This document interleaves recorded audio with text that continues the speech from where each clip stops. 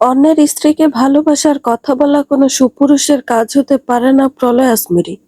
তবে সুপুরুষ হওয়ার জন্য কি করতে হবে রুহানিয়া? প্রলয় যেভাবে মেয়েটাকে ডাকলো, ঠিক এভাবে কি প্রিয়তম যুদ্ধযাত্রা শুরু করার পূর্বে প্রিয়তমাকে ডাকতো? কিংবা পৃথিবীর সব থেকে শুদ্ধতম প্রেমিক পুরুষের অনুকরণ করলো সে? প্রলয় আজমিরি নিজেই তো শুদ্ধতম প্রেমিক পুরুষ, তার অনুকরণ সে করবে? জি বলুন। আপনি ভীষণ সুন্দরী, সুন্দর দেখে ভালোবাসার কথা বলেন, কিন্তু আপনার স্ত্রী তো বেশি সুন্দরী। প্রলয় জবাব দিতে পারে না, জিহবা শুকিয়ে এসেছে তার। শুকনো ঢোক গিলে রুহানিয়ার দিকে মাদকময় চাহনি দিল। মেয়েটার চেহারাতে এখনো বেবি ফ্যাট রয়ে গেছে। প্রলয় জানতে মন চায় তাদের মেয়ে দেখতে কেমন হবে। গলার টাই ঢিলে করল সে। রুহানিয়া চাহনির উত্তাপে সে জ্বলে যাচ্ছে। ফিসফিস করে বলল, আমি কেন আপনার জীবনের প্রথম পুরুষ হলাম না? কেন না? ভয় পেল রুহানিয়া, কম্পমান কণ্ঠে বলল, আপনি কি নেশা করেছেন প্রলয়? আপনি নিজেই তো নেশা। রুহানিয়া ধরে নিল পুরুষটা নেশা করেছে, তা নয় সজ্ঞানে কেউ এসব বলে।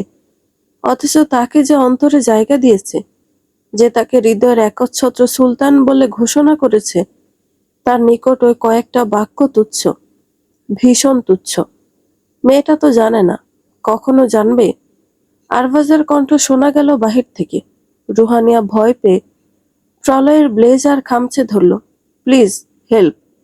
রিল্যাক্স আরবাজ, আপনাকে কিছুই করতে পারবে না। দীর্ঘশ্বাস ফেলুন।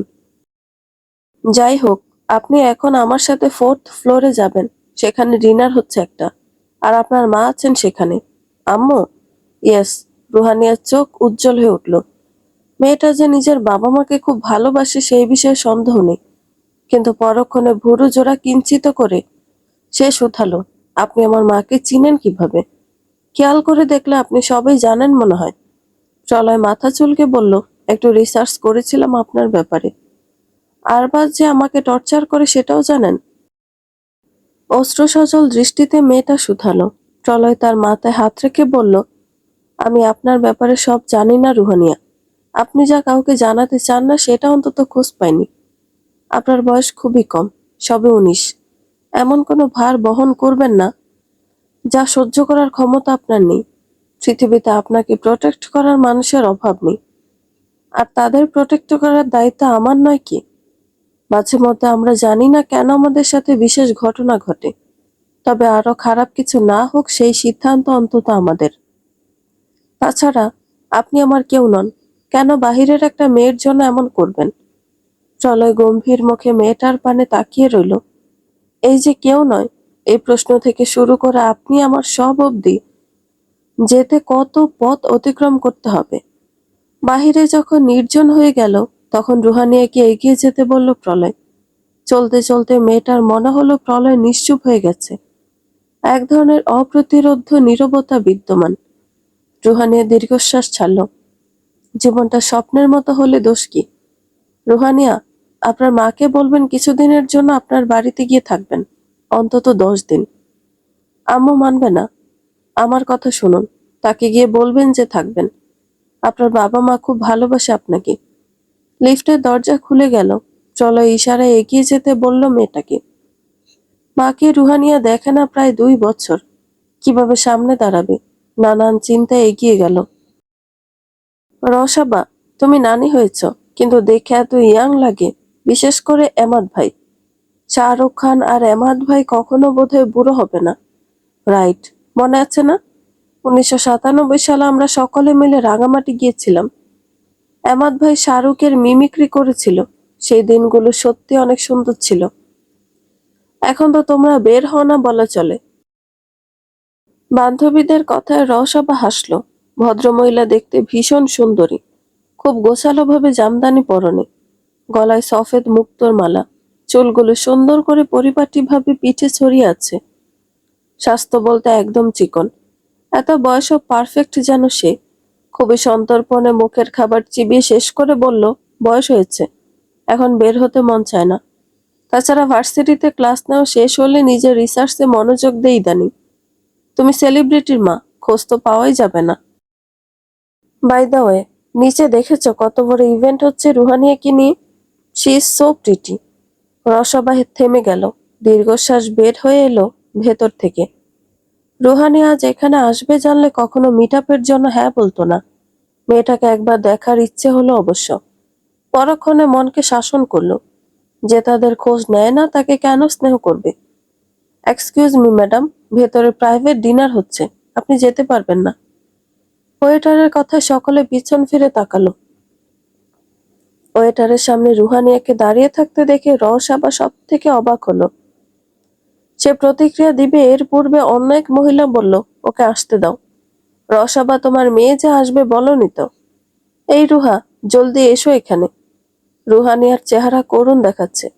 সে টলতে টলতে মায়ের কাছে আসছে। এখানে সব মুখ তার পরিচিত। রহসাবা এখনো বুঝতে পারছে না কি করবে। রুহানিয়া কিছুক্ষণ ভাবল, এরপর সব থেকে সাহস নিয়ে মাকে পিছন দিক থেকে জড়িয়ে ধরে গালে গাল ঠেকিয়ে বলল, আম্মু, বাসায় যাব। এই যে এই ডাকটা। রহসাবা জানে না সে কি প্রতিক্রিয়া দিবে, তবে সে শক্তির সাহায্য নিজের অনুভূতি নিয়ন্ত্রণ করতে সক্ষম। মেয়ের গালে হাত রেখে বলল, আর ইউ শিওর? হ্যাঁ। ওয়েল লেডিস, আমি তোমাদের সাথে আবার একদিন বসবো, আজ উঠি। সকলে বিনা বাক্য ব্যয় করে সম্মতি জানালো। রসবা শক্ত করে মেয়ের হাত ধরল, যেন ছুটে যেতে না পারে। রুহানিয়া মনে প্রাণে চাচ্ছে আরবাজ তাদের না দেখুক, কিন্তু লিফটে করে যখন নিচে নেমে এলো তখন কোথা থেকে ছুটে এলো আরবাজ। কিন্তু রহসাবাকে দেখে দ্রুত মুখের অভিব্যক্তি পরিবর্তন করে বলল, মা, কেমন আছেন আপনি? রুহানিয়া, তুমি যে মায়ের সাথে দেখা করবে সেটা তো আগে বলনি। কতক্ষণ ধরে খুঁজছিলাম। রহসাবা একবার মেয়ের মুখের দিকে তাকিয়ে আরবাজের উদ্দেশ্যে জিজ্ঞেস করলো, আমার প্রিয় আরবাজ, তোমাকে দেখে কেন আমার মেয়ে ভয় পেয়ে গেল? মা, আপনি ভুল বুঝছেন। ছোট একটা বিষয়ে আপনার মেয়ে আমার সাথে ঝগড়া করেছে। এই যে দেখুন আমার লাল গাল, দেখে বুঝে নেন আপনার মেয়ে আদতে ভয় পেয়েছে কিনা। আমি রুহানিয়াকে বাড়ি নিয়ে যাচ্ছি। ঝামেলা হলে পার্টনারকে একা ছাড়া উচিত, মায়া বাড়ানোর জন্য। আরবাজ বিরক্ত হলো, কিন্তু তবু হেসে বলল, স্বামীর অনুমতি ছাড়া স্ত্রীকে নেওয়া উচিত নয়। তাছাড়া শাশুড়ি আপনি, এভাবে মেয়ে আর তার হাজবেন্ডকে আলাদা করা উচিত নয়। রসাবা হাসলো। আরবাজের পানে এগিয়ে তার সুশ্রী সুন্দর কপালে হাত বুলিয়ে কানের লতি ধরে টেনে বলল, সৃষ্টিকর্তা আমাকে 4জন মেয়ে সন্তান দান করলো, ছেলে দেননি। তো কি, তোমার মতন একটা ছেলে তো দিয়েছে। তোমার সুন্দর কথাবার্তা শুনে মনে হলো একটু কান টেনে দিই। যাই হোক, আমার মেয়ে যা চায় তাতে আমি কখনো আটকাইনি। তা নয় 4 বছর আগে তোমার সাথে বিয়েটা হতো না। রুহানিয়া নিজে যেতে চেয়েছে। এত অপমানের বিনিময়ে আরবাজ শুধু হাসলো। হাত উঁচু করে বলল, ওকে ওকে, আমার স্ত্রীর সাথে একটু কথা বলতে তো পারবো। রুহানিয়া, এসো তো এদিকে। রুহানিয়াকে টেনে আরবাজ একপাশে আনলো। দাঁতে দাঁত চেপে বলল, কাজটা ভালো করলে না। আমার কাছে তোমার ফিরে আসতে হবে, আর মুখ একদম বন্ধ রাখবে। মনে আছে তো সমস্ত ফাইল, পেন ড্রাইভ? আমি চাইলে দুদকের কাছে চলে যাবে, একটু ঘুরে ফিরে চলে আসবে, ঠিক আছে? রুহানি হ্যাঁ বোধক মাথা নাড়ালো। আরবাজ রওশাবাকে দেখানোর জন্য মেয়ে কিভাবে মেয়েটার কপালে চুমু খেলো। অন্তত ভালোভাবে মেয়েটা তার কাছে ফিরে এলো হয়, তারপর শিক্ষা দিবে। আরবাজকে সত্যি চট দিয়েছো রুহানিয়া? হুট করে মায়ের কড়া প্রশ্নে বিভ্রান্তে পড়ে গেল রুহানিয়া। রওশাবা পিচ ঢালা রাস্তায় তাকিয়ে আছে। একটা মিষ্টি সুগন্ধ তার নিকট থেকে আসছে। রুহানিয়া আস্তে করে বলল, হ্যাঁ। কারণ? রুহানিয়া মিথ্যে বলল, ওনার মেয়েদের সাথে ভিডিও আমার পছন্দ না। তাহলে উচিত ছিল ভালো জব করে এমন ছেলেকে বিয়ে করা। সে কন্টেন্ট ক্রিয়েটর, তার কাছ থেকে কি আশা করো এই ব্যতীত? পার্টনারের গায়ে অযাচিত হাত তোলা উচিত নয়। হুম। চিৎকার করে রুহানিয়া নিজের পরিস্থিতি বলতে মন চাইল, কিন্তু তা কি আদৌ সম্ভব? ট্রলার পরামর্শে তো মায়ের সাথে এসে পড়ল, এখন বাবার মুখোমুখি হবে কিভাবে? শুকনো ঢোক গিলল। বড় একটা গেট খুলে গেল তাদের গাড়ির সামনে। সেই চিরচেনা বাড়িটা, একরকম সুগন্ধ। রুহানিয়ার হৃদয় কেমন করে উঠল। গাড়ি থামতে রসাবা বের হয়ে এলো। বিশাল এই বাড়িটা এমাত খুবই যত্ন নিয়ে গড়েছে। এখানে রাত হলেও কখনো অন্ধকার হয় না, এতটা আলোর ব্যবস্থা করা। রসবা পিছন ফিরে তাকিয়ে বলল, এসো, বসে রয়েছ কেন? ভয়ে ভয়ে রুহানিয়া গাড়ি থেকে নামলো। মায়ের পিছন হাঁটতে লাগলো। ভেতরে ঢুকতে ভয় যেন আরো বেড়ে গেল। কাজের লোকগুলো উৎসুক হয়ে তাদের পানে তাকিয়ে আছে। রুহানিয়া খেয়াল করলো বহু অপরিচিত মুখ। তাদের একজন বাসায় পরা জুতো এগিয়ে আনতে রওশাবা শুধালো, তোমাদের স্যার কোথায়? ডিনার করেছে? এখনো না। ঠিক আছে, খাবার রেডি করো। এর আগে দোতলার বন্ধ রুমটা খুলে দিয়ে এসো। কাজের মেয়েটি অবাক হলো। দোতলার রুম কখনো খোলা হয় না, সে যেই আসুক না কেন। তবে হঠাৎ আজকে কেন খুলছে? কিছু জিজ্ঞেস করবে এর পূর্বে দোতলা থেকে কণ্ঠ ভেসে এলো, মা, রুহানি এই বাড়িতে কি করছে? রওশাবার দ্বিতীয় সন্তানের নাম হলো আদিবা। পেশা একজন ইঞ্জিনিয়ার। দেখতে আহামরি বললে কম হবে, ভয়ঙ্কর সুন্দরী বলা চলে। বছর চারেক আগে রুহানিয়ার জন্য তার 2 বছরের প্রেমিক বিয়েটা ভেঙে দেয়। বোনের প্রতি সে অভিমান আজকেও কিছুটা বিদ্যমান। আদিবা, এটা রুহানিয়ারও বাড়ি। কেন ও আশায় তুমি অখুশি? না, সে আসতে পারে, কিন্তু এত নামি দামি মানুষ, যে খোঁজও নেয় না। সে হুট করে এলে একটু তো ভরকে যাওয়া স্বাভাবিক। বাবা জানে যে ও এসেছে? এখনো জানে না। রুহানিয়া বোনের দিকে এগিয়ে যেতে নিলে আদিবা তড়িঘড়ি করে চলে গেল। মেয়েটা অসহায় দৃষ্টিতে কিছুক্ষণ তাকিয়ে রইল সেদিকে। তোমার সাথে কেউ কথা বলতে চাইবে না, সেটা স্বাভাবিক রুহানিয়া। যাও ফ্রেশ হও গিয়ে। আমি তোমার খাবার উপরে পাঠিয়ে দিচ্ছি। আচ্ছা। রুহানিয়া তর্ক করার স্বভাব খুব কম, তাই মায়ের কথা মতন চলে গেল উপরে। একসময় এটা তার রুম ছিল, একদম বারবি থিমে তার বাবা তৈরি করে দিয়েছিল। রুহানিয়া ভেতরে ঢুকে অবাক হলো। সব তো একই রকম রয়ে গেছে, কিন্তু সে ক্লান্ত। খুব বেশি দেখার সময় হলো না। শুধু কোনো মতে হাত মুখ ধুয়ে আলমারি থেকে পুরনো একটা টি শার্ট আর ট্রাউজার পরে বিছানায় চলে গেল। এমনকি ক্ষুধাও পায়নি। তার মস্তিষ্ক মন বোধহয় বুঝে গেছে যে সে নিরাপদ। মুহূর্তে ঘুমের দেশে তলিয়ে গেল। রসবা শাড়ি পাল্টে রাতের পোশাক পরে রুহানিয়াকে দেখতে তার রুমে যাওয়ার সময় খেয়াল করলো এমা দরজার সামনে দাঁড়িয়ে আছে। বিশাল এই মানুষটাকে সে শুধুমাত্র নিজের মেয়েদের সামনে বিড়াল বনে যেতে দেখে। পিছন থেকে ডেকে বলল, মিস্টার, এত রাতে এখানে কি? তাকে তুমি কোথায় পেয়েছ? রওশাবা সব খুলে বলতে এমাদ ভুরু কুঁচকে বলল, রুহানি আরবাজকে দেখে ভয় পায়। তুমি ঠিক বলছো? হ্যাঁ, তাছাড়া ওর শরীর খেয়াল করেছি, সবসময় কেমন ভয়ে ভয়ে থাকে। কিন্তু ওর সাথে আরবাজের ভিডিওগুলো, সেখানে যেভাবে হাসে। রসাবা, আমরা তো কিছু ভুল করছি না? আমাদের কাছে এসে দাঁড়ালো রসাবা। কাঁধে হাত রেখে বলল, না খেয়ে ঘুমিয়ে গেছে, ভেতরে যাবে একবার? মনে হয় না যে উঠবে। না থাক, আরে চলো। রসাবা টেনে নিয়ে গেল রুমের ভেতরে। রুহানিয়া চলে গেল, তার রুমটা আগের মতন রেখেছিল রসাবা। ঘুমন্ত মেয়েকে দেখে আমাদের বুকটা কেমন করে উঠল, ঠিক যেন আগের দিনে ফিরে গেছে সে।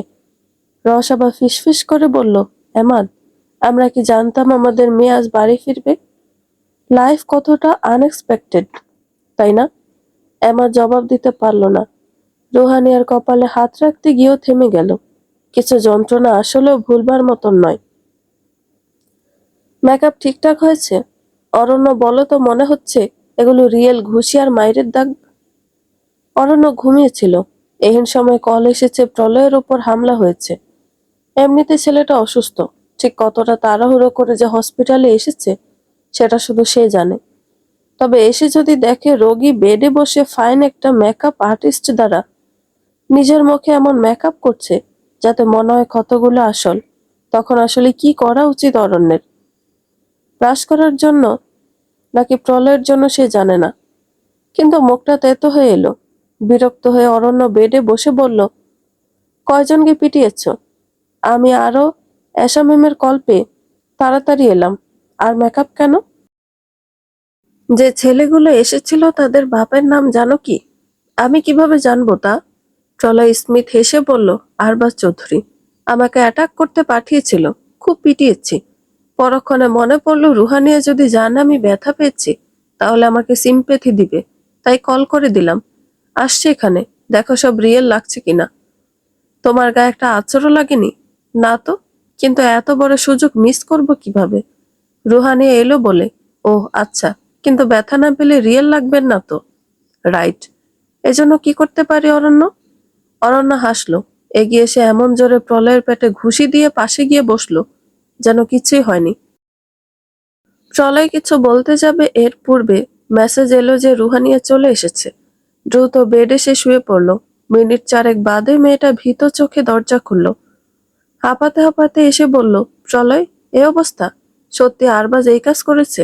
আমি যখন শুনলাম। রুহানিয়া, আপনি এসেছেন, আমি ভীষণ পেইনে আছি। আপনি সত্যি এসেছেন? প্রলয় যে ব্যথাতে আছে তা পুরোপুরি মিথ্যা না।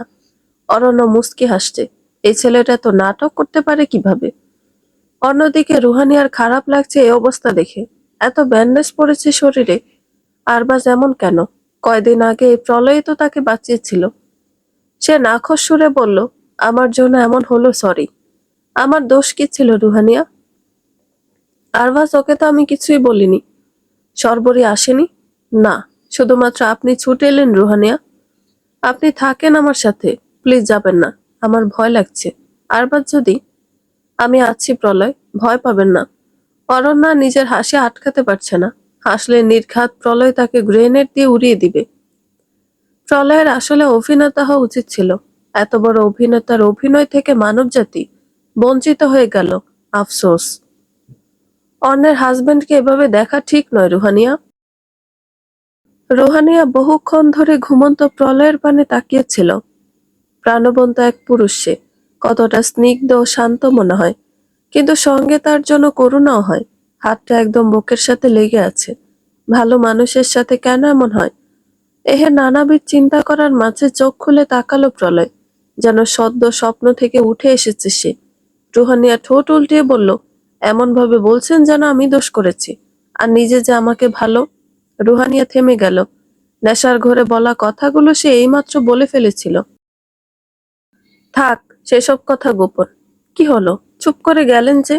কিছু না। আপনার এখন কিছু খাওয়া উচিত। কিছুক্ষণ আগে নার্স এসেছিল। ঘুমিয়েছিলেন দেখে না করেছিলাম। একটু অপেক্ষা করুন। রুহানিয়া চলে গেলে খাবারের কথা বলতে।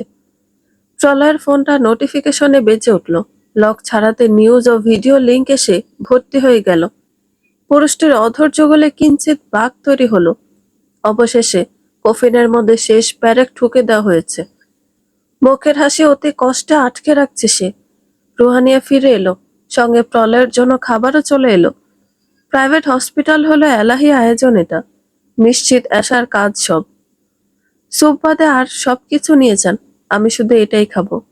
রুহানিয়া তৎক্ষণাৎ বাধা দিয়ে বলল, আপনার এখন প্রোটিন দরকার। খেতে অসুবিধা হবে। এক হাত যে। রুহানিয়ার মায়া আরো 10 গুণ বেড়ে গেল। সে তো এটা ভুলে গেছিল। একটা দীর্ঘশ্বাস ফেলে এগিয়ে এসে বলল, আমি খাইয়ে দিচ্ছি। আপনি? সমস্যা না হলে। কোনো সমস্যা নেই। ও, উল্টো হাতে ব্যথা বেড়েছে। প্লিজ।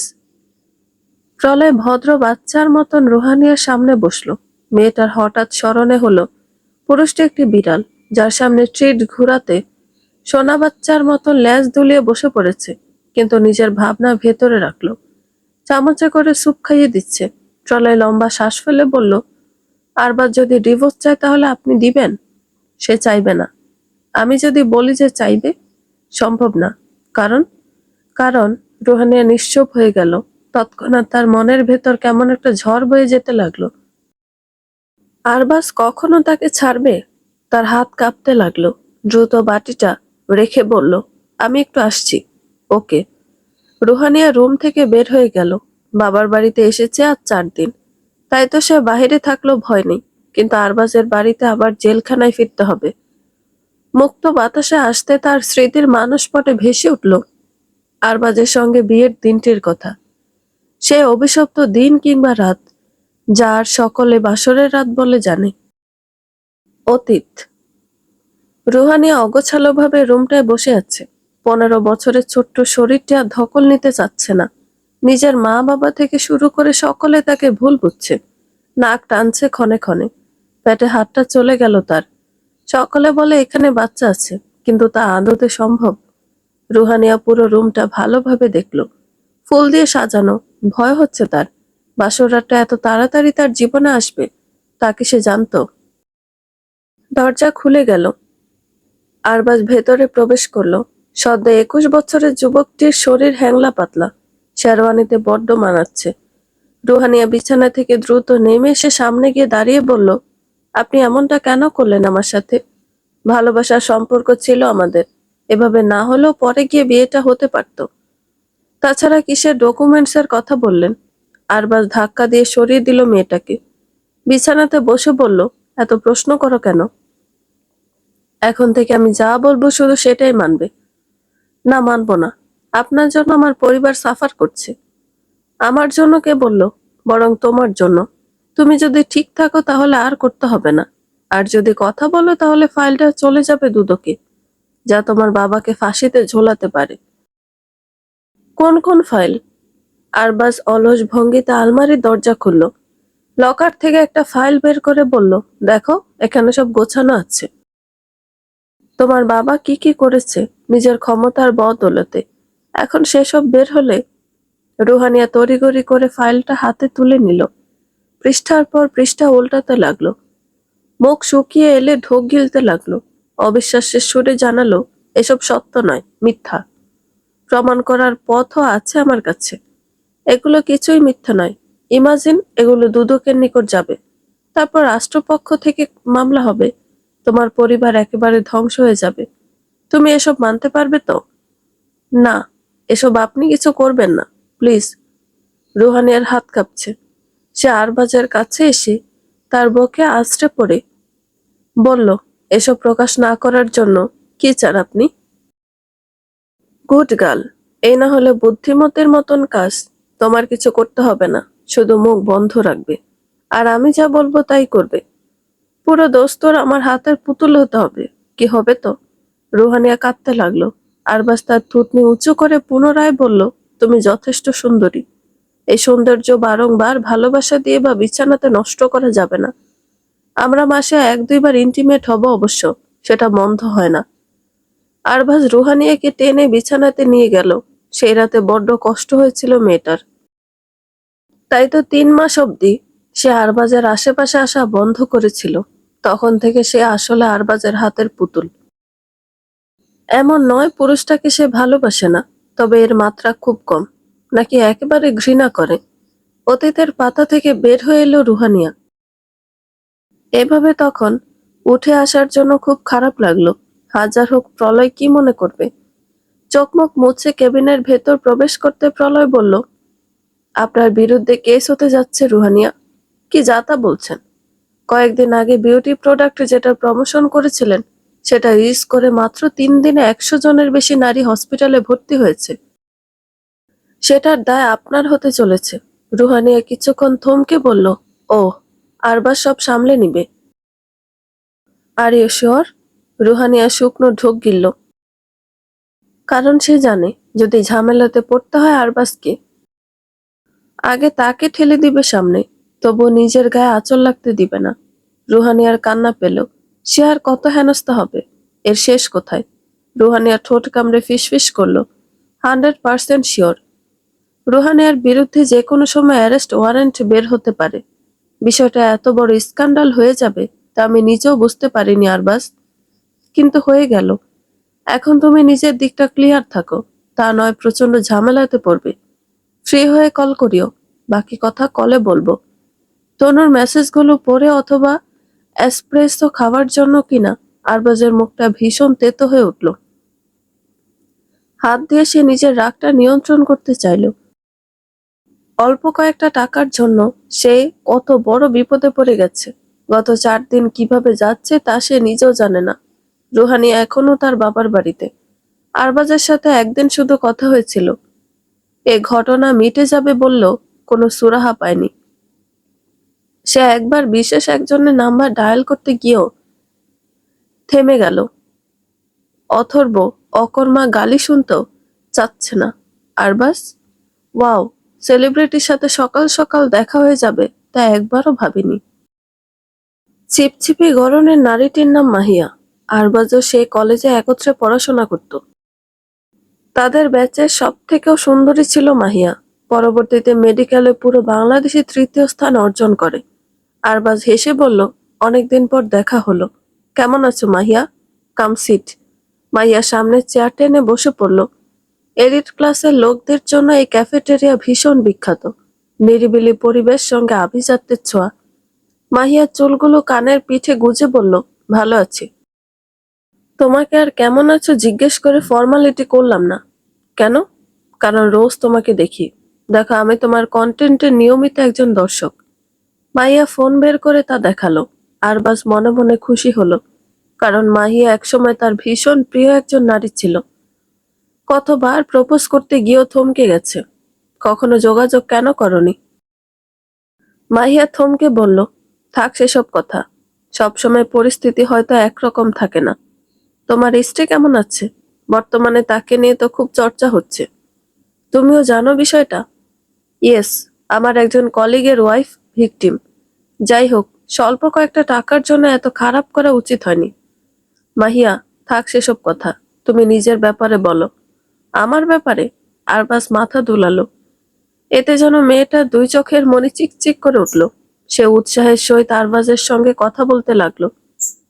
একটা মিষ্টি গন্ধ মেয়েটার গা থেকে আসছে। আরবাজের হৃদয় ভারমুক্ত হচ্ছে। এরকমটা বহুদিন লাগেনি কেন? হঠাৎ ফোনে ভাইব্রেট হলো। রুহানিয়া নামটা ভেসে উঠল। আরবাজ তোয়াক্কা না করে ফোনটা উল্টিয়ে রেখে মাহিয়াতে মনোযোগ দিল। রুহানিয়া বারংবার আরবাজের ফোনে কল দিচ্ছে, কিন্তু ওপাশ থেকে রিসিভ হচ্ছে না। গুনগুন করে সে কাঁদছে। সে কয়েকবার অনলাইনে হ্যারাসমেন্টের শিকার হয়েছে, কিন্তু এত মাত্রায় কখনো না। এজন্য সব সীমা অতিক্রম হয়ে গেছে। সে এখান থেকে মুক্তি পেতে চায়। আরবাজকে পুনরায় কল করতে লাগলো। পূর্বের ন্যায় ফলাফল শূন্য। নাক টানতে টানতে মেয়েটা ফিসফিস করলো, আমাকে সাহায্য করবে কে? কে করবে সাহায্য? তৎক্ষণাৎ প্রলয়ের মুখটা মনে পড়ে গেল তার। কাঁপতে কাঁপতে নাম্বার ডায়াল করলো। রিসিভ হলো না। রুহানিয়া সমস্ত আশা ছেড়ে দিল। যেখানে আরবাজ তাকে সাহায্য করছে না, সেখানে প্রলয় করবে, এ আশা করা কি বোকামো নয়? যখন মেয়েটা সমস্ত ভরসা ছেড়ে দিয়েছে, ঠিক তখন ফোনের রিং বেজে উঠল। সে ভেবেছিল আরবাজ বোধহয়, কিন্তু না, প্রলয় কল করেছে। রিসিভ করতে অতীব ঠান্ডা গলায় বলল, সরি রুহানিয়া, আমি মিটিং এ ছিলাম। বলুন, কিছু হয়েছে? আমাকে আমাকে গ্রেফতার করবে বলছে সকলে। আমার ভয় হচ্ছে। রিল্যাক্স, এ সাহস কারণে। তাছাড়া আপনি নির্দোষ। আমি জানি তা। সবাই তো জানে না। সবাই তা জানে না। সেই 4 বছর আগের মতন সব হচ্ছে। আমি এখান থেকে বের হব কিভাবে? পারবেন। আর একটু। আরবাজ কি বলছে? ও বলল ও বলল রুহানিয়া যে প্যানিক অ্যাটাক করছে তা ফোনের ভেতর থেকেও টের পাচ্ছে প্রলয়। বড্ড কষ্ট হলো তার। এখন যদি সে থাকতো তবে জড়িয়ে ধরতো একদম মেয়েটাকে। আর একটু। তনু প্রায় মানিয়ে নিয়েছে আরবাজকে। কিছু বলেনি তাই তো? হুম। আপনার কিছু হবে না। ভয় কেন পাচ্ছেন? আমার নিজেকে শেষ করে দিতে মন চাচ্ছে। এত যন্ত্রণা। ওয়েট, এরকম কিছু করবেন না আপনি। যদি করেন আপনাকে মেরে ফেলবো আমি। আমিও তো সেটা করতে চাচ্ছি। রুহানিয়ার এই দুঃখতেও হাসি পেল। এই প্রলয় নামক পুরুষটা তার কি বন্ধু, নাকি শুভাকাঙ্ক্ষী? নাক টানা শব্দতে প্রলয় শান্ত হয়ে বলল, আপনার বাবার কাছে যান। তাকে বললেন, না, বাবা কথা বলে না। না বলুক, আপনি যান। আমার থেকেও পাওয়ারফুল সে। আরে মিস্টার এমাদের মেয়ে হয়ে কিনা আপনি কাঁদছেন? যান। আপনি আমাকে বিশ্বাস করেন তো? করি তো। তাহলে যান। সত্যি যাব? হ্যাঁ। প্রলয়ের কথায় ঠোঁট চেপে রয় রুহানিয়া। তার মা বহুবার জিজ্ঞেস করলেও ঘটনা বলেনি। তবে এখন পানি গলা অবধি চলে এসেছে। আচ্ছা, ফোন রেখে দিচ্ছি। আপনি যান। রুহানিয়া আপনাকে একটা কথা জিজ্ঞেস করার ছিল। আগামী সপ্তাহে ফেমাস একজন পাকিস্তানি গায়ক আসছে। তার কনসার্ট হবে। আপনি আমার সাথে যাবেন? আরবাজ যেতে দিবে না। তাছাড়া ট্রাস্ট মি, আপনার তখন আরবাজের অনুমতি লাগবে না। আপনি যে কেন এত এরকম কথা বলেন। রাখি। রুহানিয়া রেখে দিল। চোখমুখ মুছে বের হয়ে এলো। সকাল থেকে সে নিচে নামেনি, এমনকি খেতেও না। যতদিন ধরে বাড়িতে এসেছে নিজেকে রুমে বন্ধ করেই রেখেছিল। রুহানিয়া সিঁড়ি দিয়ে নামতে দেখলো এমাদ ও রহসাবা ড্রয়িং রুমে বসে আছে। দুজনকে চিন্তিত লাগছে। রুহানিয়া, খাওনি কেন? Come here. রহসাবা অশান্ত কণ্ঠতে মেয়েকে ডাকলো। এমন নয়, ঘটনা তারা জানে না। এমাদ তো বাড়ি থেকে বের হয়নি অব্দি। রুহানিয়া মায়ের কাছে গেল না, বরং এমাদের পায়ের কাছে বসে পড়ল। এমা চমকে উঠল, কিন্তু মেয়ের কান্নার তো মুখ ও ফোলা চোখ দেখে রাগটা ধরে রাখতে পারল না। অজান্তে মাথায় হাত রেখে বলল, কান্না করলে তোমাকে ভীষণ খারাপ দেখায় রুহানিয়া। বাবা। এমাদ বহু সময় ধরে অপেক্ষা করলো মেয়ে কি বলে তা শোনার জন্য। তবে রুহানিয়া ছোট করে জবাব দিল, সরি। কালো কুসকুসে রঙের একটা কুকুর অনেকক্ষণ ধরে তাড়া করে চলেছে রুহানিয়াকে। সে দৌড়াচ্ছে, তবু যেন রেহাই মিলছে না। অবশেষে হাঁপিয়ে উঠে যেই না একটু বিশ্রাম নিবে, অমনি সেই কুকুর এসে কামড়ে ধরল তাকে। ঘুম ভেঙে গেল মেয়েটার। এসিতেও ঘামছে, কিন্তু পরক্ষণে মায়ের মিষ্টি সুগন্ধ নাকে এলো। রসাপা তাকে বকে জড়িয়ে মাথায় হাত বুলিয়ে দিচ্ছে। ঘুম ভেঙেছে রুহানিয়া? হুম। খারাপ স্বপ্ন দেখেছি। তুমি আজ ইউনিভার্সিটিতে যাওনি? না, ইচ্ছে করছিল না, তাছাড়া তোমার শরীর খারাপ। রুহানিয়া উঠে বসল। রসাবার নিজের মেয়ের এহেন শরীরের অবস্থায় চিন্তা হয়। বয়স অনুযায়ী বড় রোগা, অবশ্য এত অল্প বয়সে মিসক্যারেজও কারণ হতে পারে। নানাবিধ চিন্তা করতে গিয়ে খেয়াল করলো রুহানিয়া নিশ্চুপ বসে আছে। মেয়েটা ফিসফিস করে বলল, আরবাজ কল করেছিল? বাবা কোথায়? একটু বাহিরে গেছে, কল করেনি, তবে তোমার বাবা করেছিল। কেন? তুমি শুধু কন্ট্রাক্ট সাইন করে ফেলেছ না পড়ে। কারো স্কিনে রিয়াকশন দেখা দিলে সেটাতে তোমার কিছু করার নেই। তবুও যখন সব দোষ তোমার উপর এসেছে, সেক্ষেত্রে প্রচারের মাধ্যম আরবাজ। মডেল তনুসহ অনেকগুলো সেলিব্রিটি ছিল, তারা কেন আওতায় পড়বে না এসব বিষয় আলাপ করতে? তোমার চৌধুরী আঙ্কেলকে মনে আছে? আছে। সে কেসটা লড়বে। যাই হোক, দ্রুত উঠে পড়ো, ফ্রেশ হয়ে খেতে হবে। আমি খিচুড়ি আর গরম গরম বেগুন ভাজা করেছি। রুহানি স্মিথ হাসল। ছোট্টবেলার সে হলে বিছানা থেকে লাফ দিয়ে নেমে পড়ত, কিন্তু এখন পরিস্থিতি ভিন্ন। গলা দিয়ে খাবার অব্দি নামছে না। ফ্রেশ হয়ে সবে রুহানিয়া বের হয়েছে, এন সময় নিচে চিল্লানোর শব্দ শোনা গেল। রুহানিয়ার শরীর হিম হয়ে এলো, কারণ এটা শাহানার কণ্ঠ। দ্রুত কাপড় বদলে চলে গেল নিচে। মায়ের বাচালের মতন কথাবার্তা কিঞ্চিত পছন্দ হচ্ছে না আরবাজের। সে চোখ ঘুরিয়ে পুরো বাড়িটা দেখছে। নিঃসন্দেহে রাজপ্রাসাদ গড়েছে এমাদ। যদি তার নিষেধ না থাকতো, তবে এ বাড়িতে দুই একবার আসা মন্দ ছিল না। তার কথার মধ্যে দৃষ্টি পড়ল রুহানিয়ার উপর। সদ্য ঘুম থেকে উঠে এসেছে, স্নিগ্ধ লাগছে অনেক। আরবাজ তবুও নিজের চেহারা পরিবর্তন করল না। শাহানা পুত্রবধূর দর্শনে আরো চড়া কণ্ঠে বলল, এই যে আমার ছেলেকে বিপদে ফেলে এসে কত সুন্দর রাজকুমারীর মতন বাপের বাড়ি এসে বসে আছো।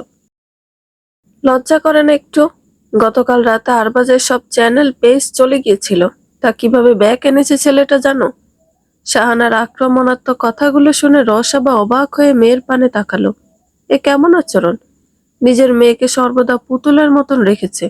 সে বিরক্ত হয়ে বলল, বসে কথা বলুন শাহানা। তাছাড়া রুহানিয়া বাচ্চা মানুষ, দোষ করে ফেলছে।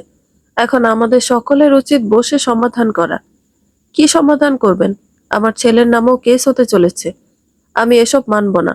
ওর উচিত আরবাজের পা ধরে ক্ষমা চাওয়া এই জঘন্য কাজ করার জন্য। রুহানিয়া, এসো, মাফ চাও। রুহানিয়া ঠায় দাঁড়িয়ে রয়। নিজের মায়ের সামনে এত বড় অপমান। তবুও এগিয়ে যাবে এর আগে আরবাজ বলল, মা থামো, আমরা এগুলো করতে আসিনি। আমি এসেছি অন্য বিষয়ে কথা বলতে। রুহানি, আমি ডিভোর্স চাই। তোমার জন্য এত বছরের কষ্টকে বৃথা যেতে দিতে পারি না আমি। ডিভোর্স? আরবাজ, আপনার মাথা ঠিক আছে? এত ছোট বিষয়ের জন্য ডিভোর্স? মোটেও ছোট বিষয় না। তাছাড়া তুমি কি বাহিরের ব্যাপার নিয়ে জানো? রসাবা তাকে থামিয়ে বলল, রুহানিয়া কি তোমাকে একেবারে না জানিয়ে কন্ট্রাক্ট সাইন করেছিল? আগে এ কথার জবাব দাও। না, আমি জানতাম। তাহলে মেয়েটা কেন সাফার করবে? ইতিমধ্যে এত হেট পাচ্ছে, সঙ্গে ডিভোর্সের মতন ঘটনা ঘটলে আমার মেয়েকে আমি বাঁচাতে পারবো? কেন পারবেন না? আপনার মেয়ে দুদিন পর পর স্ক্যান্ডাল করবে, সেগুলো আমার সহ্য করতে হবে? জানেন কিছুদিন আগে নারী সংস্থার লোক দ্বারা কি করেছে? নিজেরটা নিজে বুঝুক গিয়ে, বেয়াদব। শুধু এত বড় ছেলে না হলে গালের মধ্যে ঠাস করে চড় দিয়ে দিতাম। কি কাহিনী করে বিয়ে করেছিলে আমার মনে নেই? বিয়ে এত ঠুনকো? ছেলের অপমান শাহানা যেন একটু সহ্য করতে পারল না। রস আবার সঙ্গে তুমুল ঝগড়া লেগে গেল, কিন্তু যাকে নিয়ে এত সমারোহ সেই মেয়েটা তবদা খেয়ে দাঁড়িয়ে আছে। আরবাজ তাকে ছেড়ে দিচ্ছে। এত বড় তেলেসমাতি কাণ্ড ঘটলো কিভাবে? দুই নারীর মধ্যে ঝগড়া আমাদের বাড়ি ফেরার মাধ্যমে থামলো। ডিভোর্সের কথা শুনে সে কিছু বলেনি, বরং নীরব সম্মতি দিয়ে দিয়েছে।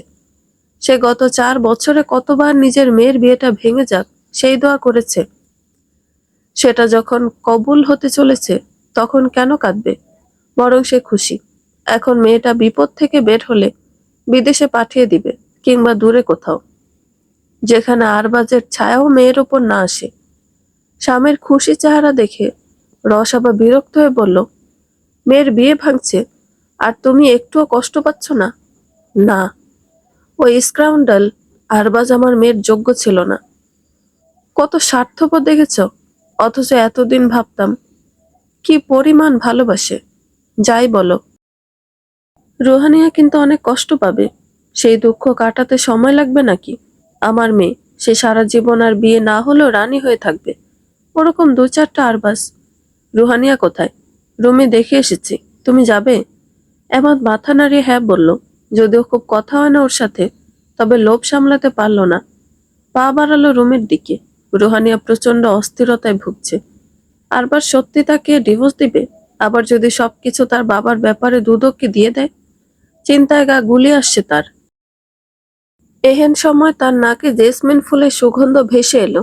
এত কটু সেই সুগন্ধ। মাথা ঝিমঝিম করে উঠল। ঘুম আসছে। বিছানাতে বসতে লাফ দিয়ে মনে হলো কেউ ভেতরে ঢুকলো জানালা দিয়ে। রুহানিয়ার মনে হচ্ছে সে স্বপ্ন দেখছে। আগন্তুক তার সামনে এসে বসলো। কপালে গভীরভাবে হাত রেখে বলল, ডিভোর্স মোবারক আমার সুলতানে দিল। আগন্তুকের মুখে বিড়ালের মাস্ক লাগানো। রুহানিয়া এলোমেলো তা ধরে বলল, কিং আলেকজান্ডার। কালো বিড়ালের মাস্কের আড়ালে প্রলয় হেসে উঠল। রুহানিয়া সামনে বসে বলল, জি সুলতান, আপনার জন্য এই রাজা নিজের জান কুরবানি দিতে পারে। রুহানিয়া হেসে উঠল। ফিসফিস করে বলল, স্বপ্ন কত অদ্ভুত, তাই না? এখানে বিড়ালও কথা বলে। কিং, তোমার ল্যাজটা দাও তো, একবার ধরবো। ভীষণ নরম। কিন্তু আমার সুলতান, ল্যাজ তো নেই। চুরি করলো কে? কার এত বড় সাহস? ওটা নিশ্চয় আরবাজ।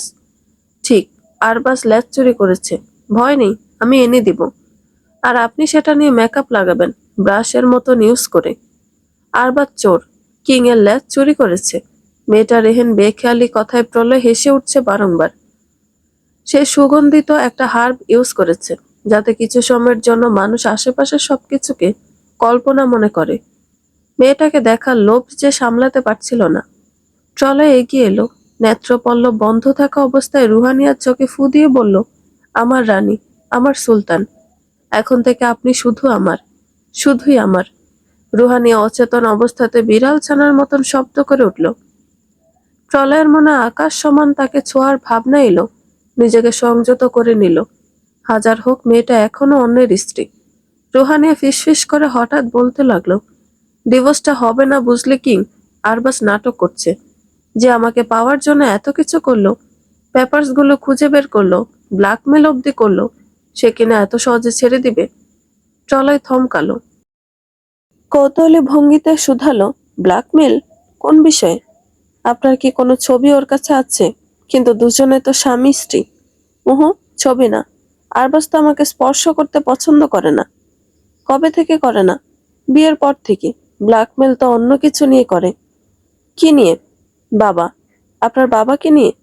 রুহানিয়া, আমাকে বলুন কি নিয়ে ব্ল্যাকমেল করে? রুহানিয়া নিম্ন স্বরে কিছু একটা বলতে যাবে, এর পূর্বে দরজার বাহিরে কারো পদধ্বনি শোনা গেল। প্রলয়ের না চাইতে উঠতে হলো।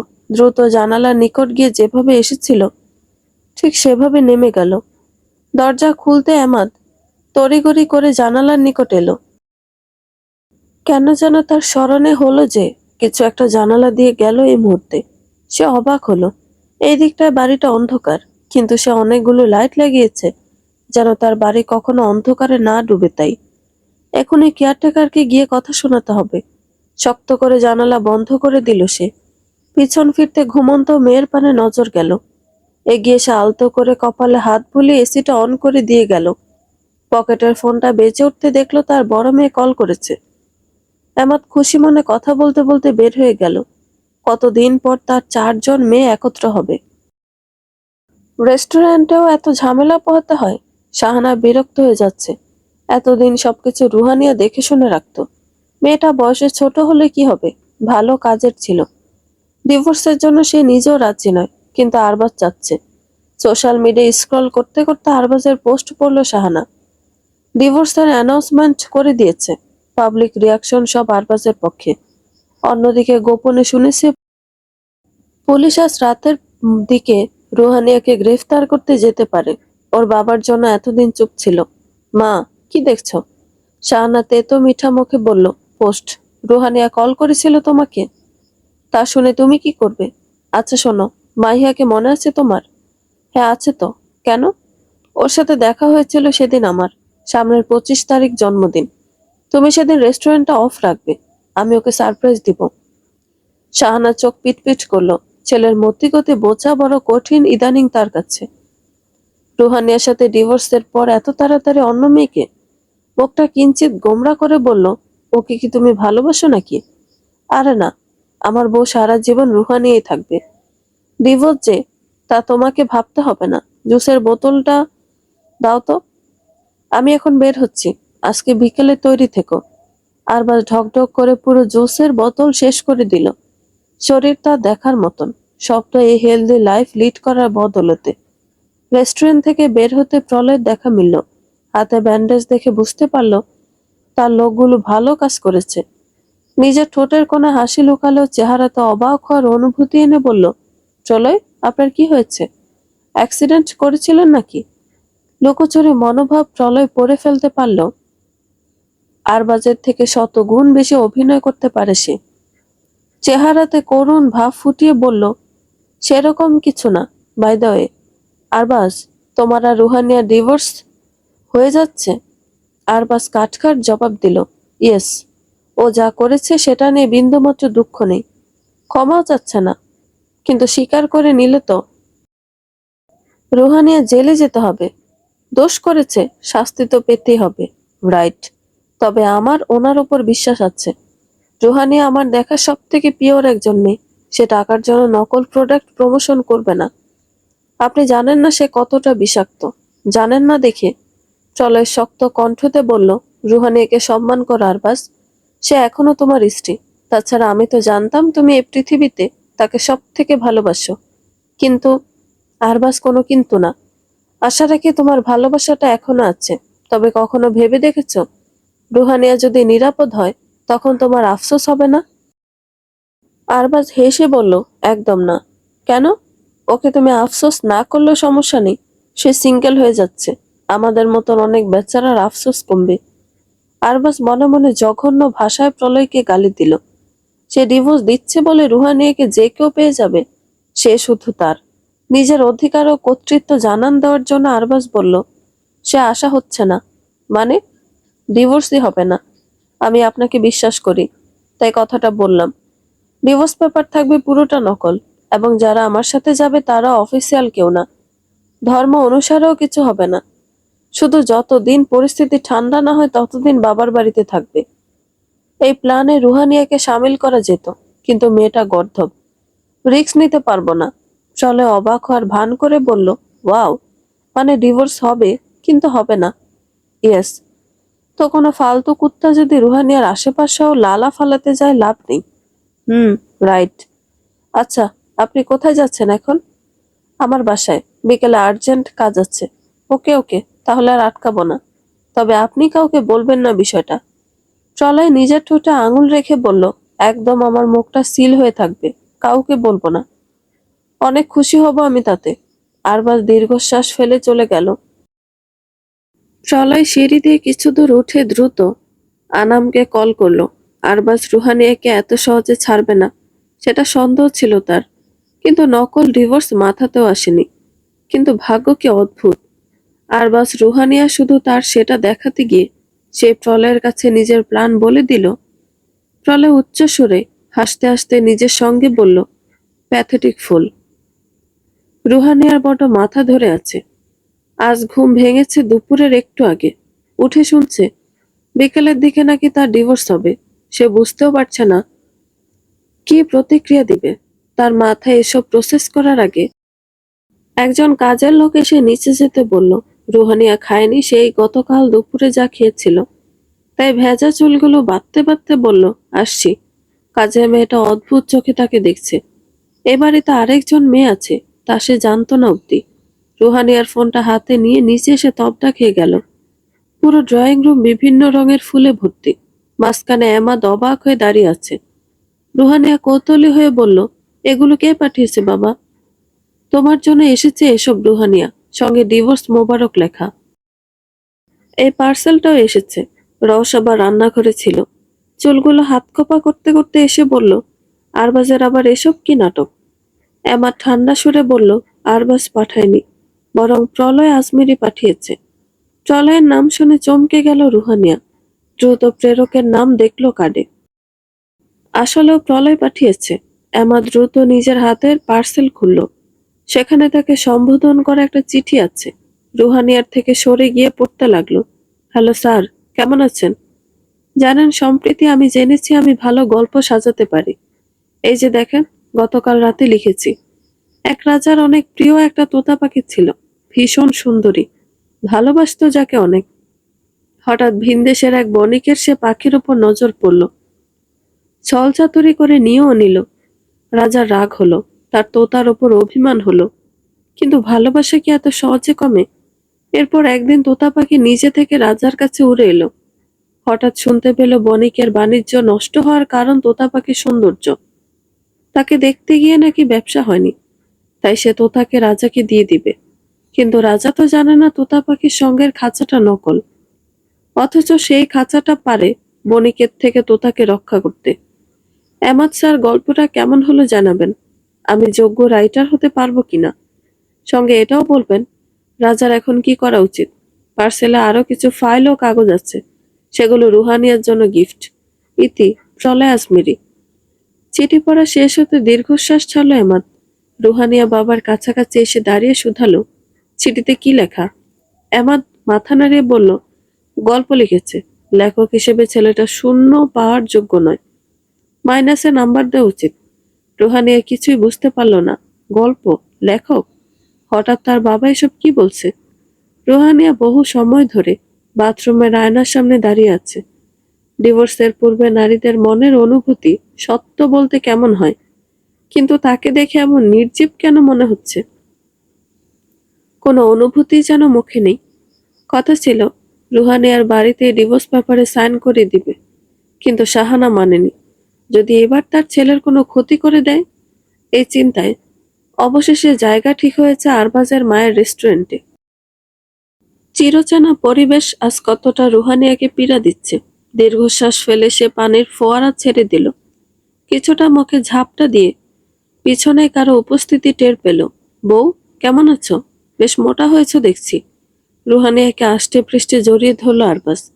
মেয়েটা মৃদু চিৎকার দেওয়ার আগে তার ঘাড়ে আরবাজ মুখ গুজে বলল, মুখ খোলা সাহসও করো না, চড়িয়ে গাল ফাটিয়ে দিব তাহলে। এসব কি আরবাজ? একটু পর আমাদের ডিভোর্স হচ্ছে। ডিভোর্স শব্দটা ব্যঙ্গাত্মক উচ্চারণ করে আরবাজ হাসতে লাগলো। এত নিষ্ঠুর সে হাসির শব্দ। রুহানিয়া কিংকর্তব্য বিমূঢ় হয়ে শুধালো, হাসছেন কেন? তোমার বোকামো দেখে। যাই হোক, ডিভোর্স হলেও তুমি আমারই থাকবে। মনে আছে তো, কাগজগুলো এখনো আমার কাছে। কি চাই আপনার? কিছু না, শুধু চিরকাল আমার হয়ে থাকবে রুহানিয়া। কোনো ছেলে ভুল করেও যেন তোমার আশেপাশে না আসে। তাহলে ডিভোর্স কেন দিচ্ছেন? উল্টো আমাকে এত বড় বিপদে ঠেলে দিয়েছেন। আপনি আর তনু মেয়েটা সবগুলো কাজের জন্য দায়ী, তা নয় কি? চুপ, মুখ বেড়ে গেছে। এগুলো ভুলেও কাউকে বলবে না, তা নয় এমন পিটাবো রাস্তায় ফেলে। যাকে পাওয়ার জন্য এত কিছু করলেন, তাকে এত সহজে ছেড়ে দিচ্ছেন? আপনি বড্ড নিষ্ঠুর আরবাজ।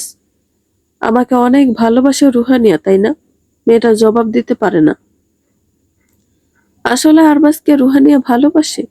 এই প্রশ্নের উত্তরটা মেয়েটা নিজেও জানে না। নাক টানল সে। আরবাজের হঠাৎ কষ্ট লাগলো। এবার যখন ফিরিয়ে আনবে তখন সুনিশ্চিতভাবে বাচ্চা নেবে তারা। একটা ছোট মেয়ে হলে মন্দ হয় না তাদের। রুহানিয়ার মতন হবে, রাগ হলে ঠোঁট উল্টাবে। আরবাজ এগিয়ে এসে বলল, বলো, জবাব দাও। আমার বাবাকে কিছু করবেন না, প্লিজ। যদি আমার রাগ না ওঠাও তাহলে কিছু হবে না। ঠিকঠাক মতন সাইন করবে। খুনাক্ষরেও কাউকে এসব বলবে না। বলবো না। Good girl. আরবাজ দীর্ঘশ্বাস ছাড়ল। রুহানিয়াকে ছেড়ে যত দূরে যাচ্ছে তত কেমন শূন্যতা তৈরি হচ্ছে হৃদয়। যাক, অল্প দিনের ব্যাপার। এরপর তো মেয়েটা আবার তার হয়ে যাবে। ওয়াশরুম থেকে বের হতে আরবাজ চমকে গেল। রেস্টুরেন্টের বাহিরে মাহিরা উকিঝুঁকি দিচ্ছে। আরবাজ কপাল কুঁচকালো।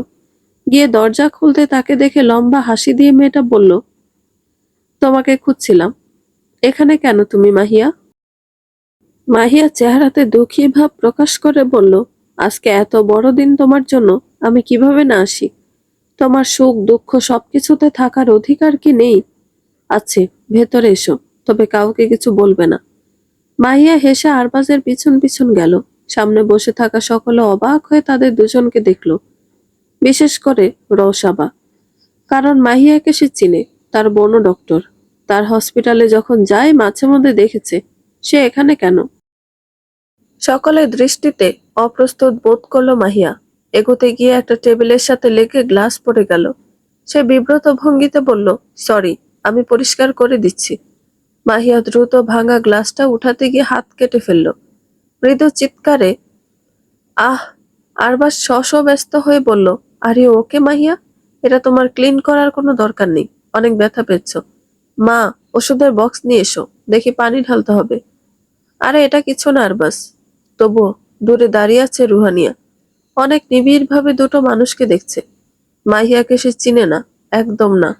তবে পরিচিত হয়েও আরবাজ কেন এত অচেনা? বিদ্রুপ হাসল। যে গ্লাসে মাহিয়া ব্যথা পেয়েছে সেটা 6টা গ্লাসের সেট, এবং বর্তমানে অবশিষ্ট ছিল মাত্র 5টা। রুহানিয়ার ব্যাপারে কয়দিন আগে যে গুজব রটেছিল, সেদিন আরবাজ তার উপর ছুড়ে দিয়ে ভেঙেছিল। একই মানুষ, একই জিনিস, কিন্তু দুটো ভিন্ন মানুষ। তাই তো আচরণও ভিন্ন। মেয়ের কালো মুখটা আর কারো না হোক, আমাদের বকে ঠিক মোচড় দিল। সে এতদিন কোন জাহান্নামে রেখেছিল মেয়েকে, কে জানে। তবে প্রলয়ের কথা যদি সঠিক হয়, তাহলে আরবাজ সহজে ছাড়ার পাত্র নয়। এজন্য এমাদ রিস্ক নেয়নি। সমস্ত খবর নিয়ে দেখেছে। আরবাজ সত্যি ফলস পেপার আর হুজুর দিয়ে নাটক সাজানোর ইচ্ছে তো ছিল। সে আশায় বালি ফেলে দিয়েছে অবশ্য সে। এমাদ সকলের দৃষ্টি আকর্ষণ করে বলল, আরবাজ, তোমার নাটক শেষ হলে এসে সাইন করো। আমার মেয়ে অসুস্থ। আরবাজ জিজ্ঞাসু কণ্ঠে শুধালো, কি হয়েছে রুহানিয়ার বাবা? That's none of your business young man. Divorce হয়ে গেলে সে তোমার কেউ না। না, আমি তোমার বাবা। আপনি সারা জীবনই আমার বাবা থাকবেন। মুখে ভালো মধু আছে। রুহানিয়া এসো, সাইন করে দাও। রুহানিয়া ধীরে ধীরে পা ফেলে সামনে এগিয়ে এলো। আরবাজ ও রুহানিয়াকে একসাথে বসিয়ে কিছু পেপারসের কাজ করা হলো, এবং সত্যি তারা ডিভোর্স চায় কিনা সেই ব্যাপারটা আইনিভাবে নিশ্চিত করে নিল। সর্বপ্রথম আরবাজ সাইন করলো, এরপর রুহানিয়ার দিকে এগিয়ে দিল। সাইন করতে গিয়ে রুহানিয়া বারংবার কাঁপছে, গলা শুকিয়ে আসছে। এত কষ্ট করেছে, সব সহ্য করেছে। ক্ষুধা, আঘাত, অপমান, সব তো সহ্য করলো। হাতটা তার আগাতে যাচ্ছে না। মস্তিষ্ক পুরো ফাঁকা। এমন না যে আরবাজকে ডিভোর্স দিতে চায় না, অন্তত একটু তো মুক্তি মিলবে। সে যখন কাঁদতে আরম্ভ করলো তখন রওশাবা এগিয়ে এলো, তাকে সাইন করার তাড়া দিল। Excuse me my beautiful lady, একটু সরে দাঁড়াবেন। লম্বা চড়া সুদর্শন আগন্তুককে রওশাবা চিনে না। তার দৃষ্টিতে এমাদ ছিল সব থেকে সুন্দর পুরুষ, কিন্তু এই ছেলেটা নিজের চেহারা দিয়ে অনায়াসে সে স্থানের জন্য লড়াই করতে পারে। প্রলয় রওশাবার হতভম্ব মুখ দেখে হাসলো, ইশারাতে বলল, মাই লেডি, প্লিজ।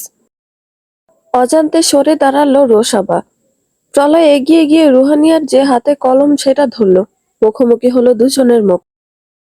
ক্রন্দনরত মেয়েটা অবাক হলো। প্রলয় একবারও তার দিকে তাকায়নি। ঠোঁটে স্মিত হাসি বজায় রেখে বলল, রুহানিয়া সাইন করুন। সম্মোহিতের ন্যায় রুহানিয়া সাইন করে দিল। সকলে এহেন কাণ্ডে অবাক হয়ে আছে। প্রলয়, রুহানিয়া ডাকে ছেলেটা তার কপালে নিজের কপাল দিয়ে ঠোকা দিয়ে বলল, ডিভোর্স হয়ে গেছে। বসে বসে চোখ খোলা রেখে ঘুমানো অনেক খারাপ কাজ। আমি ঘুমাচ্ছিলাম না, তাই। তাহলে বলুন তো সামনে বসা ছেলেটা কে? আরবাজকে ইশারা করে বলল প্রলয়। রুহানিয়া বিভ্রান্ত ভঙ্গিতে বলল, আরবাজ। ভুল। সে আপনার কি হয়? ঠোঁট চেপে রুহানিয়া জবাব দিল, এক্স হাজব্যান্ড আরবাজ। ইয়েস, তবে বাংলাদেশে তো নিজেদের এক্সদের সাপের সাথে তুলনা করা হয়। সেক্ষেত্রে কালনাগ আরবাজও বলতে পারেন। আরবাজ চিল্লিয়ে উঠে কিছু বলার আগে এমাদ উচ্চ শব্দে হেসে উঠল। আর যাই হোক, বহুদিন পর প্রলয় আজমিরের মতন ঝানু খেলোয়াড় পেয়েছে সে। এখন জানতে হবে সে আদতে কি চায়। রোবটের সঙ্গে সংসার জমলো কেমন? আমি ভেবেছিলাম কয়েকটা ন্যানো রোবট বাচ্চা কাচ্চা হিসেবে পাবো। সস্তা রসিকতা আসিফ ভাই, এগুলো আপাকে গিয়ে শোনান। আর প্লিজ এই স্টুপিডটাকে আমার বাড়ি থেকে নিয়ে যান, এর মালিকের কাছে ফিরিয়ে দিয়ে আসেন। প্রলয়ের অভিযোগ শুনেও সর্বরী নামক রোবটটি কোনো প্রতিক্রিয়া দিল না, শুধুমাত্র একবার ঘাড় ঘুরিয়ে হেসে দিল। আসিফ প্রলয়ের পাশে বসলো। ছেলেটা সদ্য জিম থেকে এসেছে। তুমি আরো 7 দিন রাখতে পারবে, সেভাবে পে করেছিলে। লাগবে না, রুহানিয়াকে আজ হোক কাল হোক আমার সব জানাতে হবে। জানানোর পর যদি সে তোমার উপর ক্ষিপ্ত হয়ে ওঠে। মিথ্যে বলছে, একথা মিথ্যা না। প্রলয় গম্ভীর শ্বাস ফেলে বলল, আপাতত তা নিয়ে ভাবছি না। আপনার ইনভেস্টিগেশন কতদূর হলো? যে অবধি কালপ্রিট গুলো ধরা না পড়ছে সে অবধি আমি আমার হাত নিয়ে সত্যটা কাউকে জানাতে পারবো না। এখনো বাকি। ওয়েপেন টেস্টিং এর সময় দুর্ঘটনা ঘটেছিল, এটাই এখন অবধি মনে হয়। ভুল। আমাকে শেষ করার চেষ্টাতে ছিল কেউ। কয়েক বছরে সে চুপ করে আছে আরো বড় কিছু করার জন্য।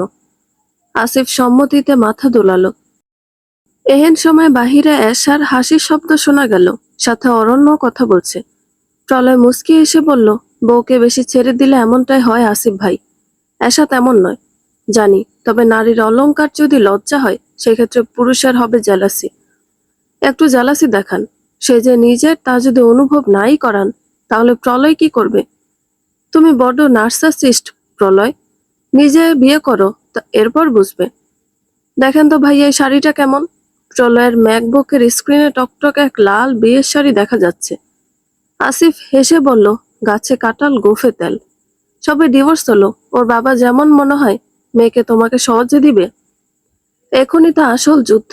মিস্টার এমাদ কখনো রুহানিয়াকে সহজে ছাড়বে না। মেয়েদের প্রতি সে ভীষণ দুর্বল।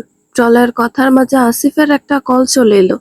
সে উঠে যেতে খেয়াল করলো নিহারিকা উকিঝুঁকি দিচ্ছে। প্রলয় শান্ত সুরে বলল, কিছু বলবে তুমি নিহারিকা? কিভাবে বুঝে গেলেন যে আমি এসেছি? তুমি কি ইনডাইরেক্ট আমাকে অন্ধ সাব্যস্ত করলে? না না, আসলে আমি একটা জিনিস এনেছিলাম আপনার জন্য। পারফিউম। প্লিজ এটা নেন। একটা বক্স এগিয়ে দিল নিহারিকা। প্রলয় কিছুটা ভেবে তা হাতে নিল। হঠাৎ গিফট? এমনি দিলাম। এটা প্লিজ আজকে ইউজ করবেন বের হওয়ার সময়।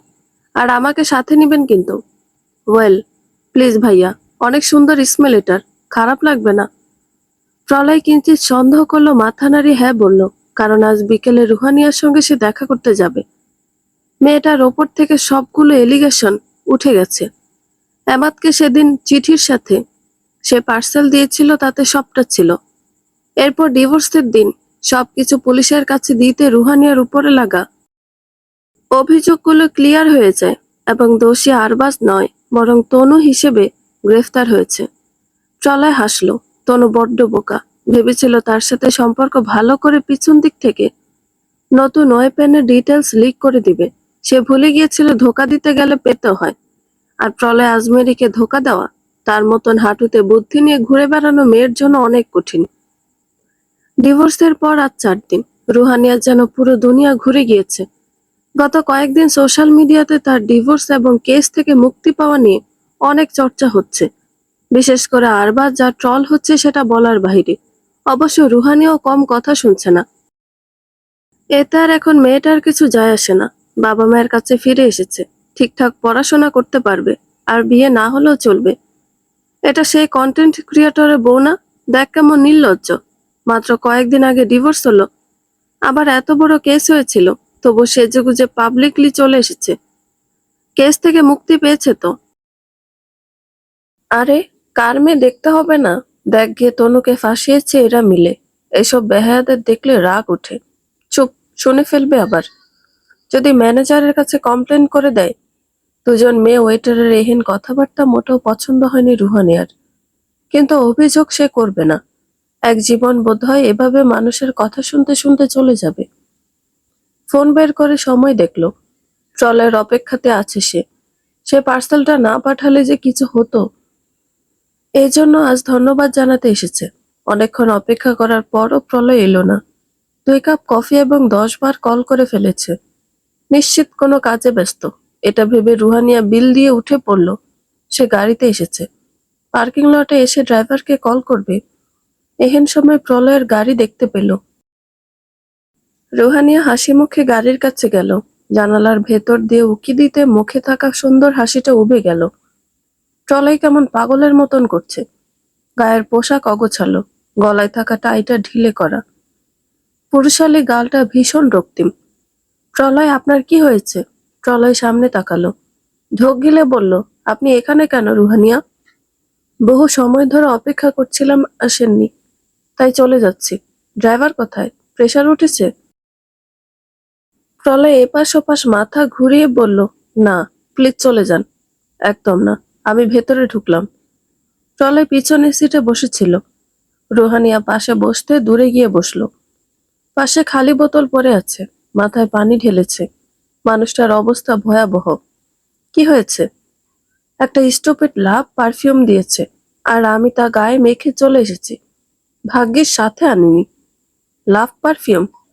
রুহানিয়ার কৌতূহলী মুখটাকে খেয়ে ফেলতে মন চাচ্ছে প্রলয়ের, কিন্তু তা কি আদতে সম্ভব? অন্তত এখনকার জন্য না। পুরুষটার এহেন বেপরোয়া চাহনির অর্থ রুহানিয়ার বুঝতে সময় লাগলো না।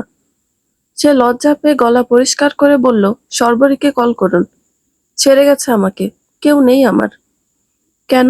কবে হলো এটা? প্রলয় জবাব দিল না। দুহাতের আঁচলায় মুখ ঢেকে বলল, রুহানিয়া, রুহানিয়া, রুহানিয়া, আপনি এত সুন্দর কেন? রুহানিয়া হেসে বলল, আপনি পাগল। আমার ড্রাইভারকে কল করছি, আপনাকে বাড়ি পৌঁছে দিবে। আর এতে যদি আমি সুস্থ না হই, তাহলে কিভাবে হবেন? প্রলয় কিছুক্ষণ নিশ্চুপ থেকে হাসকি সুরে সহজ সরল আবদার করল, আপনাকে একটা কামড় দিতে পারি রুহানিয়া? না, প্লিজ প্লিজ।